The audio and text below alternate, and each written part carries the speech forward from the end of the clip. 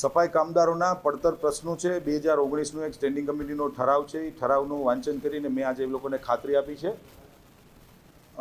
સફાઈ કામદાર અને વાલ્મીકી સમાજ એક એવો સમાજ, મેં હમણાં જ નીચે કીધું કે જ્યારથી દેશ આઝાદ થયો ત્યારથી વાલ્મીકી સમાજ આ દેશને સાફ કરી રહ્યા છે.